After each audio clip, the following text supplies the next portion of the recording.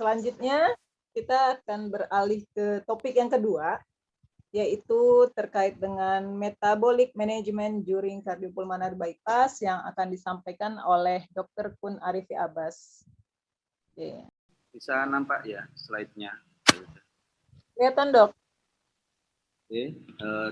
Assalamualaikum warahmatullahi wabarakatuh. Selamat pagi teman-teman perfusi sekalian. Mungkin saya lihat juga banyak yang nggak perfusi ya, tapi pengen tahu tentang perfusi. Banyak teman-teman tadi senior-senior saya di anestesi juga banyak yang bergabung. Oke, pertama-tama alhamdulillah beralamin kita semua masih diberi kesempatan berkumpul saat ini dalam kondisi sehat di tengah-tengah pandemi. Kalau di Surabaya sih sudah alhamdulillah sudah mulai turun ya, ICU sudah mulai kosong. Nggak tahu di tempat yang lain ya, saya harap juga COVID juga sudah mulai berkurang. Terima kasih pada panitia, Ketua IPA Mas Sofa, panitia yang sudah repot-repot, kemudian pihak sponsor, tim pendukung yang lain dari IDI, PPNI, Kavin, dan lain sebagainya. Oke, nama saya Kun Arifi Abbas, mungkin banyak yang sudah tahu. Kalau yang belum tahu, saya sehari-hari sebagai perfusi di Dr. Sutomo, selain sebagai anestesi juga. Materi kali ini yang diminta oleh panitia adalah tentang perubahan metabolik selama CPV. Oke, jadi ini saya juga bingung pada awalnya ini karena metabolik ini sangat luas. Jadi mungkin ini tidak akan bisa selesai membahas sebuah perubahan metabolik. Cuman ada beberapa yang mungkin bisa sebagai bahan diskusi. Jadi apa yang terjadi pada pasien selama CPV itu yang kita lihat sehari-hari. Jadi asal muasalnya bahwa mesin CPV itu dibuat itu adalah supaya teknik operasi itu bisa berlangsung dengan baik. Karena kita tahu dulu orang sakit jantung ya sudah itu sesuatu yang tidak bisa dikoreksi, tidak bisa dilakukan apa-apa, ya pastinya akan meninggal. Kemudian sempat dilakukan percobaan pada binatang dan lain sebagainya, dan akhirnya CPV diciptakan untuk membuat operasi-operasi yang sulit, operasi yang harus membuka jantung, operasi yang harus mengalirkan darah keluar dari sistem kardiovaskuler dan pulmonal, maka itu bisa dilakukan operasi. Kemudian juga tujuannya adalah membuat operasi yang clear, dan yang paling penting juga bahwa semua yang dilakukan itu ada efek proteksi terhadap organ, jadi tidak hanya ketujuan. Tadi sudah tentang bicara dari CPV, kemudian di aset ya, kemudian CPV itu mulai dari yang paling sederhana.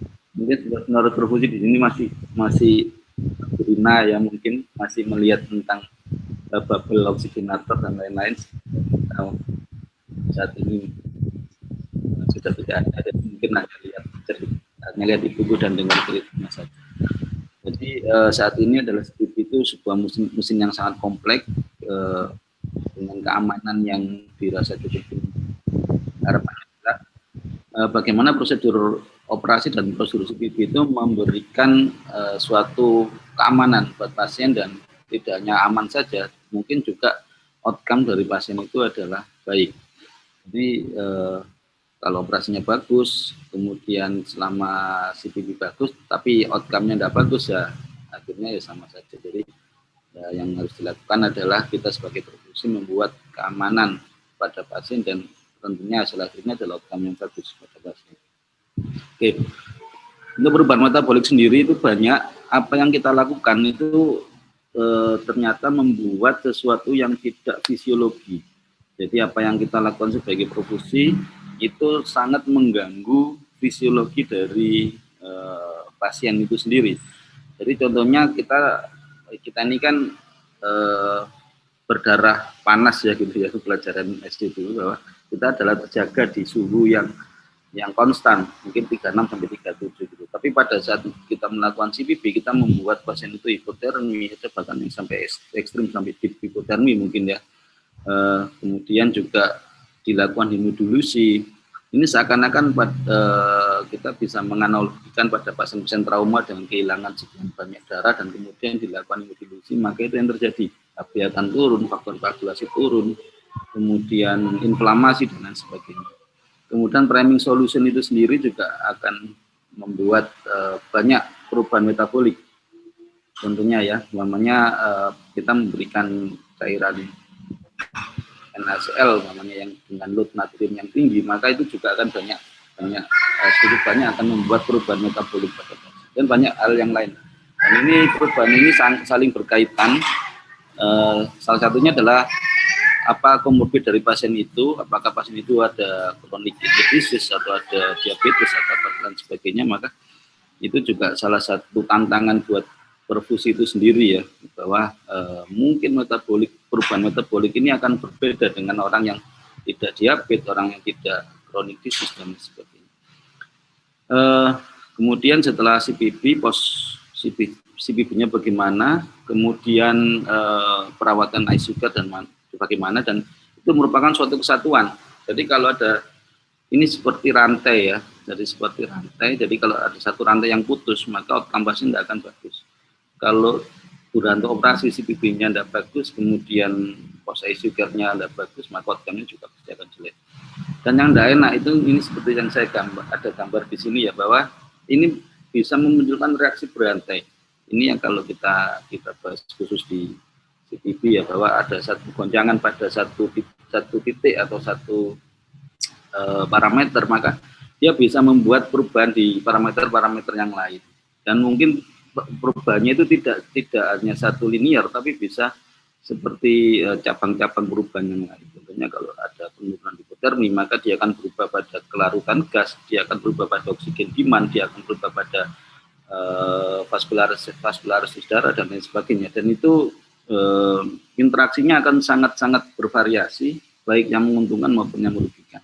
Jadi memang ini kalau teman-teman yang hobi meneliti, ini masih banyak lapangan yang bisa digali penelitian pada CPB. Nah ini gambar ini sangat terkenal ya, bagaimana ruwetnya ya kalau kita melakukan kardiopulmoner bypass itu banyak faktor yang bisa terkait dan bisa terjadi. Mungkin tidak semuanya dibahas, ini hanya beberapa yang rutin kita lakukan. Yang pertama priming dan hemodilusi. Hemodilusi itu pasti terjadi pada saat kita melakukan prosedur CPB. Yang pertama jelas priming. Priming itu ketika dicampur maka sistem volume itu akan menyebabkan terjadinya hemodilusi. Kemudian kita memberikan cardioplegic, pertama yang clear. Clear itu komposisi volumenya akan lebih besar dibandingkan yang blood. Meskipun blood pun itu juga akan bisa menyebabkan hemodilusi pada saat durante CPB karena penambahan cairan eksternal dari cardioplegic. Kemudian cairan infus ini juga mungkin pemberian cairan infus selama CPB akan menyebabkan hemodilusi atau eksternal. Ini yang kadang-kadang tidak bisa kita perhitungkan. Di tempat kita biasanya diberikan es batu itu ya, es batu mencair kalau mau melakukan cardioplegic, memasukkan cardioplegic, kadang-kadang lupa gitu ya, sarjennya mestinya disedotnya itu ke wall keluar, tapi kemudian disedot lagi masuk ke CPB dan itu potensial bisa menyebabkan hemodilusi. Kemudian yang terjadi banyak, ini salah satunya adalah beberapanya adalah penurunan hematokrit, kemudian perubahan volume distribusi.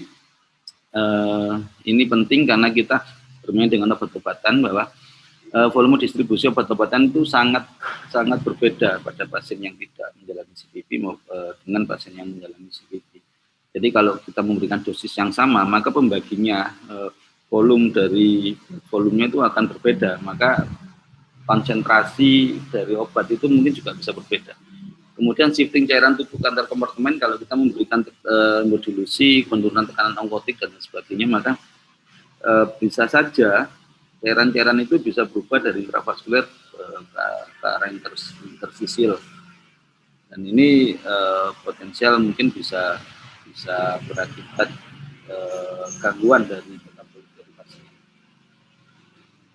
Memang selama ini yang saya ikuti ya, kalau di CPB itu pasti ada kontroversi, ada keuntungan kerugian menggunakan teknik ini, ada keuntungan kerugian avastat, diastat, kemudian normotermi, hipotermi, segala macam pasti ada kontroversi. Dan tugas kita adalah bagaimana kita memperkuat keuntungan benefit dari tindakan itu dan kita mengurangi risiko yang mungkin terjadi dari tindakan yang kita lakukan. Jadi kalau hemodilusi keuntungannya bisa mengurangi viscosity, perfusi ke jaringan itu akan lebih bagus. Jadi kalau darah itu kental sama yang encer itu ke arah jaringan itu akan lebih bagus kalau darah itu lebih encer. Meningkatkan blood flow, kemudian mengurangi risiko transfusi darah yang kita tahu kalau kita berikan darah sebagai apalagi eksternal ya bukan autolog transfusion pada saat priming maka risiko transfusi darah itu akan menyertai pemberian darah itu ya, seperti infeksi kemudian reaksi transfusi dan lain sebagainya. Kerugiannya pasti ada penurunan dari plasma protein, tekanan onkotik turun, perubahan BKPD obat yang tadi sempat saya sebutkan bahwa ada perubahan distribusi salah satunya. Kemudian bisa terjadi perubahan komposisi asid base elektrolit. Ini tergantung salah satunya adalah priming dan cairan apa yang masuk yang menimbulkan hemodilusi. Beberapa yang bisa kita lakukan adalah mungkin kita bisa priming darah. Yang paling bagus adalah itu autolog dengan cara mungkin pakai RAP, retrograde autolog priming, kemudian menggunakan vacuum assisted venous drainage sehingga kita bisa mengurangi volume priming yang ada di oksigenator. Ada beberapa teman yang hobi untuk memotong ya, untuk memendekkan ya ini mungkin berguna, tapi kalau terlalu sedikit yang dipotong itu mungkin juga tidak signifikan ya, harus dipertimbangkan juga dengan risiko terjadinya infeksi atau sterilitasnya yang bisa saja terganggu dengan pemotongan lain. Kemudian penggunaan koloid ini fungsinya adalah untuk mempertahankan tekanan onkotik. Kemudian ini yang sering kita lakukan ya, penggunaan hemofiltrasi dari durante maupun pos kita lakukan modified ultrafiltration, jadi kita tarik lagi kelebihan cairan supaya hemodilusi itu berkurang, darah yang kembali ke pasien bisa tidak terlalu terjadi hemodilusi. Kemudian kita bisa berikan farmakologi, terapi bisa dengan diuretik. Saya kira kita semua sudah rutin ya menggunakan mannitol, meskipun tujuannya kadang banyak bisa tidak hanya diuretik untuk antiinflamasi, untuk mempertahankan onkotik, osmotik dan lain sebagainya. Tapi mannitol itu salah satunya adalah untuk diuretik juga karena dia termasuk osmotik diuretik. Cuman masalahnya adalah ketika kita berikan obat-obat diuretik seperti ini, maka nanti post op itu juga kadang bisa menimbulkan salah persepsi bahwa ini urutnya masih bagus, cukup banyak, tapi ternyata ada peran diuretik di situ. Jadi ini harus benar-benar diperhatikan juga. Kemudian bisa terjadi perubahan asam basa elektrolit. Ini sering terjadi ya. Kalau kita melakukan bypass itu ketika kita cek ternyata pH-nya jadi asidosis. Nah ini pintar-pintar perfusinya ya, bagaimana mempertahankan asam basa ini secara sefisiologis mungkin dengan tidak memberikan terapi yang agresif.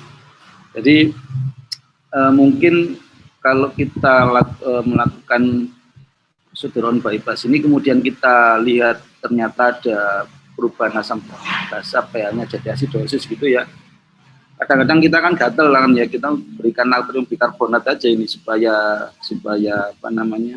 pH-nya jadi normal.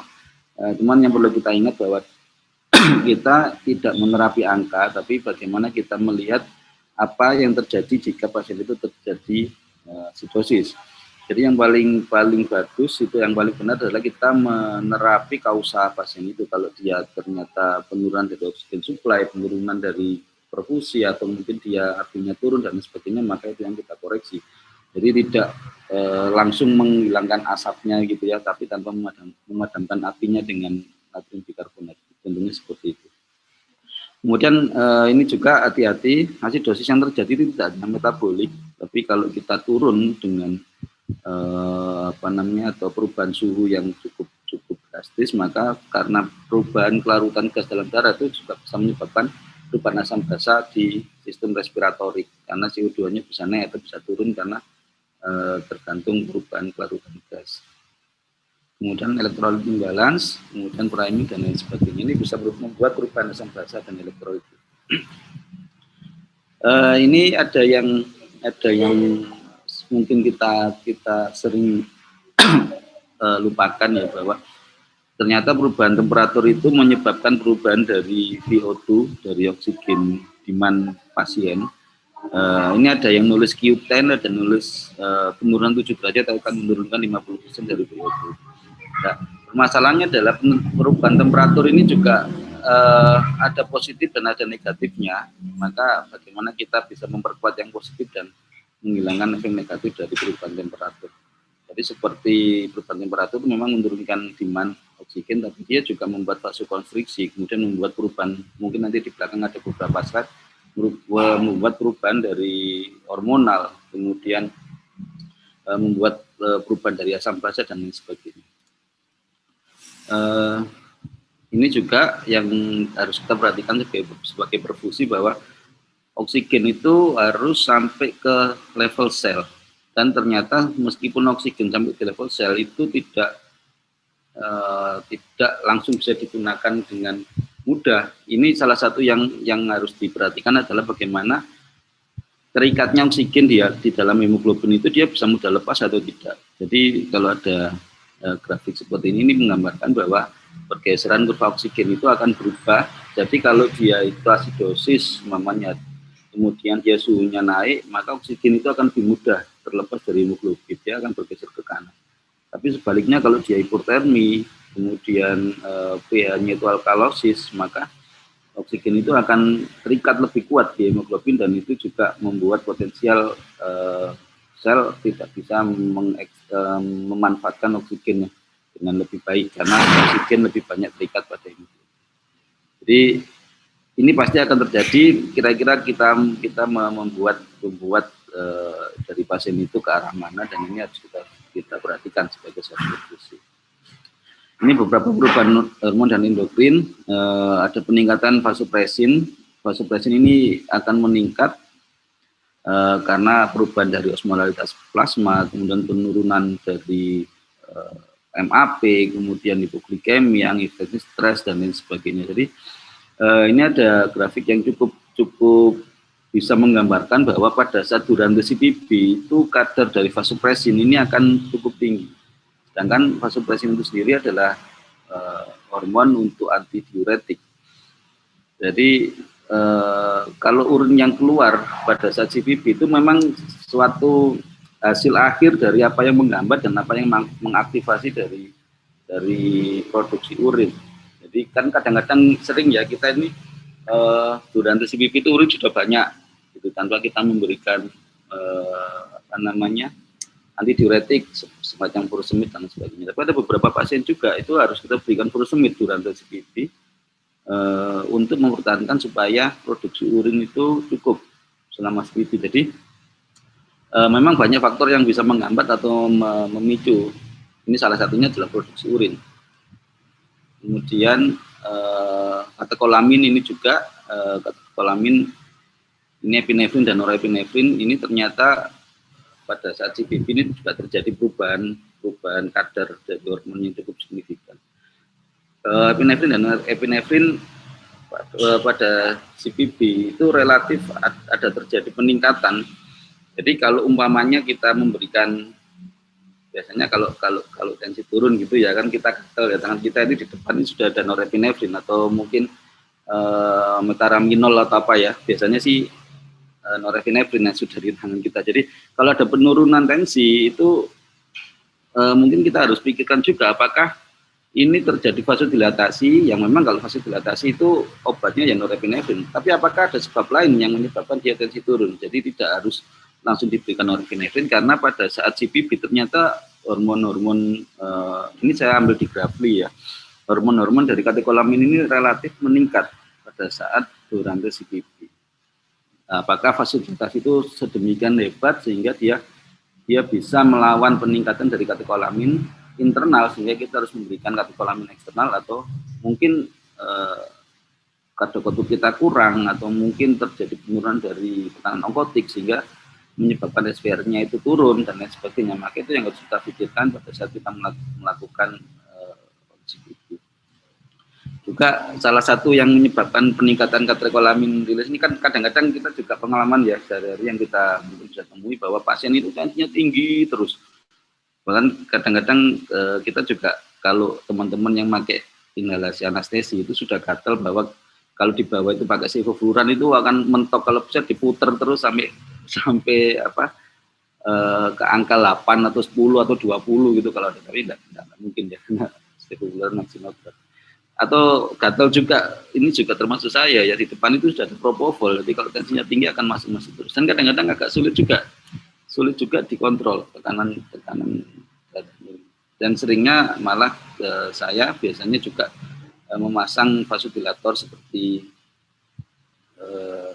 nitrogliserin atau ISDN untuk menurunkan tekanan darah pada saat durasi CPP. Jadi metabolik sendiri di durasi CPP ini sangat bervariasi antara satu pasien dan pasien yang lain. Ini ya gambarannya ya, pada saat CPP kadar epinefrin dan norepinefrin ini cenderung meningkat. Kemudian perubahan hormon yang lain juga kortisol ini juga relatif meningkat, cuman kadang-kadang kita kan beberapa center memang masih kalau kita di Surabaya kita sudah tidak rutin lagi menggunakan steroid, tapi pada beberapa center masih menggunakan steroid. Ini memang masih kontroversi debatable tentang penggunaan kortisol karena kadar kortisol sendiri itu pada CPP itu relatif meningkat. Cuman memang ada beberapa penelitian yang kalau diberikan steroid dan lain sebagainya hasilnya akan baik, tapi penelitian yang lain malah membuat hasil yang berbeda. Jadi memang masih belum jelas, masih kontroversi. Yang lain-lain ada peningkatan dari natriuretic peptide, kemudian kadar glukosa yang mungkin bisa berbeda-beda juga pada pasien yang diabetes. Kan kita seringnya juga menghadapi pasien-pasien diabetes pada saat CPP atau pasien-pasien yang normal. Kemudian perubahan elektrolit ini juga bisa karena eksternal. Jadi kalau kita memberikan kardioplegik itu pasti isinya kalium. Jadi kalau umpamanya dia lepas ke sistemik ya ada kemungkinan kaliumnya naik. Kemudian magnesiumnya kalau kita masih pakai Sentomas itu kalau kita lihat ingredientnya, komposisi dari Sentomas itu salah satunya adalah magnesium.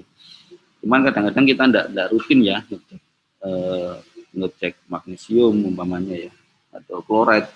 Jadi kalau di tempat kita ini mungkin salah satu keterbatasan ya di tempat saya bekerja, kita biasanya menggunakan pemeriksaan itu iStat. iStat itu pada kartridge-nya itu tidak keluar elektrolit yang lain semacam klorid atau kalsium mungkin keluar ya. Magnesium kayaknya enggak. Jadi natrium, kalium, kalsium. Jadi memang beberapa yang mungkin kita tidak tahu persis apakah dia terjadi kenaikan atau penurunan pada saat durasi CPP. Kemudian juga perubahan metabolik yang lain yang masih banyak. Ini yang perlu kita perhatikan bahwa selama melakukan CPP, salah satu yang paling penting adalah kita harus menjaga supaya oksigen demand dan oksigen supply ini cukup sampai ke level seluler. Jadi bagaimana fungsi oksigenator kita ini seperti fungsi paru ya, oksigenator kita itu harus bagus, kemudian pump kita itu harus cukup, flow-nya cukup, indeks cukup, ini seperti fungsi dari jantung bahwa kita mengirim oksigen itu dalam jumlah yang cukup. Kemudian ada peranan dari pembuluh darah, apakah dia itu vasokonstriksi atau vasodilatasi dan lain sebagainya. Dan kemudian juga fungsi dari sel itu masih bagus. Dan ini juga kadang dipengaruhi pada saat ada hipotermi atau normotermi, maka fungsi dari sel untuk uptake oksigen itu juga akan berbeda. Yang paling penting adalah bagaimana kita bisa memonitor selama CPP dan membuat parameter-parameter itu dalam range yang normal, meskipun kita tidak harus mengkoreksi angka, tapi kita harus tahu kira-kira patologi apa yang terjadi pada saat durasi CPP. Jadi memang harus banyak ya monitoring pasien selama perfusi. Seperti bagaimana kita menilai kedalaman anestesi ini, kalau kita punya alat ukur seperti BIS ya, spectral index itu mungkin akan lebih bagus, mungkin pakai NIRS dan lain sebagainya. Cuman permasalahannya ya tetap klasik ya, bahwa tidak semua center itu punya alat yang sedemikian lengkap. Maka berbahagialah teman-teman yang berada di center yang punya monitoring lengkap ini, sehingga bisa melakukan pelayanan dengan lebih baik dibandingkan kita atau teman-teman lain yang peralatannya tidak selengkap teman-teman yang ada di center besar. Ini yang terakhir ya, jadi bagaimana kita tetap membuat homeostasis dari pasien, dan semuanya pasti penuh dengan kontroversi. Protokol perlu, cuman kadang pada beberapa kasus kita mungkin tidak harus strict pada protokol, karena harus melihat kondisi masing-masing penderita. Protokol yang bagus itu dia bisa mengakomodasi semua perubahan-perubahan yang terjadi pada pasien, karena kalau kita strict pada satu protokol dan ternyata dia tidak cocok dengan protokol itu, maka itu yang akan jadi masalah. Karena kalau tidak kita lakukan, kita akan membuat pasien itu tidak mendapatkan terapi yang semestinya. Tapi kalau kita ikut protokol, maka itu bisa berbahaya. Dan kalau kita melanggar protokol, mungkin kita bisa disalahkan. Jadi mungkin kalau kita membuat protokol itu jangan terlalu detail, tapi cukup yang generik, dan untuk pasien safety itu tercukupi. Jangan untuk yang detail-detail, mungkin kita bisa menyesuaikan dengan kondisi pasien. Ini seperti kita menjahitkan baju ya. Jadi kalau menjahit baju ada orang yang gemuk, ada yang kurus, itu kadang berbeda, dan kita sebagai penjahit yang pinter, yang bagus itu, maka kita bisa menyesuaikan antara masing-masing pasien itu dengan kondisinya masing-masing. Oke, terima kasih Mbak Yuda, cukup selesai. Terima kasih atas perhatiannya. Mohon maaf jika ada kesalahan. Assalamualaikum warahmatullahi wabarakatuh. Terima kasih Dr. Kun atas materinya. Nah, kita punya satu pertanyaan nih Dok, dari Bu Siti Pariahmi. Kadar HB yang optimal tiap kasus, ada panduannya atau enggak Dok dari perubahan metabolik? Oke. Nah, ini juga kadang masih jadi kontroversi ya. Ada yang bilang ngeceknya itu bukan HB tapi hematokrit ya, tapi kira-kira antara HB20 dan 25 untuk dewasa, atau 25 sampai 30, atau mungkin bisa lebih dari 30. Nah, kapan kita tahu bahwa HB itu cukup atau tidak? Jadi saya pernah mungkin sama Mas Asep dulu ya, waktu di Singapura itu ada semacam workshop itu ya. Ternyata memang masih ada beberapa perbedaan penelitian antara HB.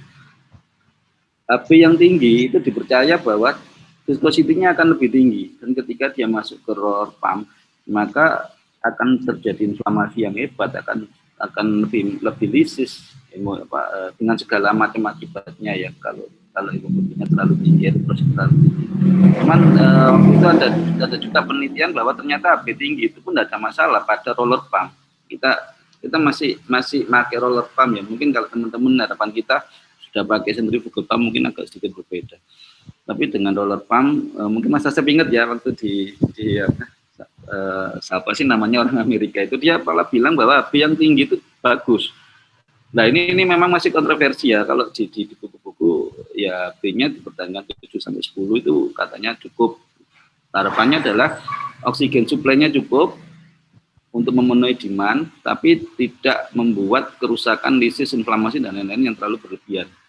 Nah, cuman bagaimana kita tahu ya, kembali lagi bahwa monitoring dan evaluasi kita itu yang paling penting. Jadi ketika kita membuat HB itu ya kita sepakat aja lah, umpamanya HB-nya di bawah 10 atau di atas 7, jadi dalam range itu.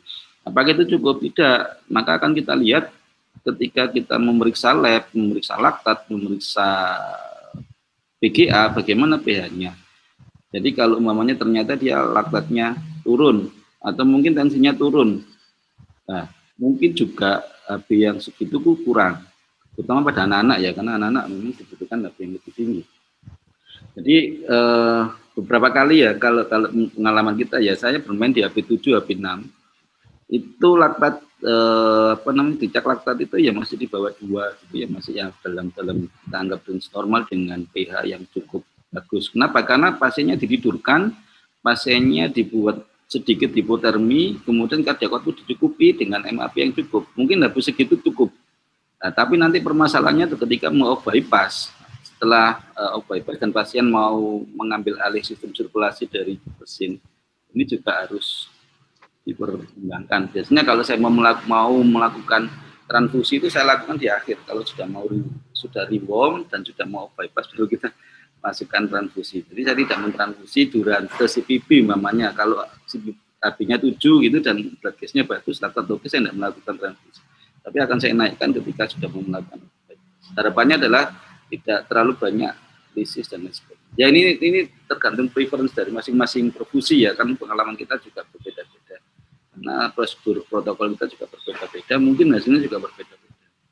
Jadi salah satu manfaat dari pertemuan-pertemuan kita ini adalah sharing pengalaman yang kita lakukan seperti ini, dan hasilnya mungkin berbeda lah, itu nanti bisa kita pelajari bersama. Jadi panduannya memang ada, cuman kadang-kadang kita juga kebingungan loh, ini panduan seperti, tapi ada penelitian lain yang bilang seperti itu. Ya itu wajar-wajar saja sih. Gitu ya. Jadi kalau saya bermainnya di 8 sampai 10, di Matoku 21 sampai 25 gitu. Maksimal 30 itu bisa. Itu dewasa ya, untuk anak-anak kita menyesuaikan. Itu mungkin Bu Siti Pariami. Banyak tuh protokolnya, mungkin bisa di-download. Gitu ya. Oke, terima kasih Dr. Kun. Baik. Mungkin ada closing statement Dok dari Dr. Kun? Ya, itu aja sih, kita kalau melakukan prosedur CPB ya kita boleh berpatokan pada protokol, cuman kita harus melihat pasiennya itu masing-masing, karena setiap pasien itu setiap pasien itu berbeda. Jadi pasien satu dan pasien lain itu berbeda. Jadi mungkin kita sesuai protokol, dan kadang-kadang kita harus menyesuaikan antara satu pasien dan pasien lain.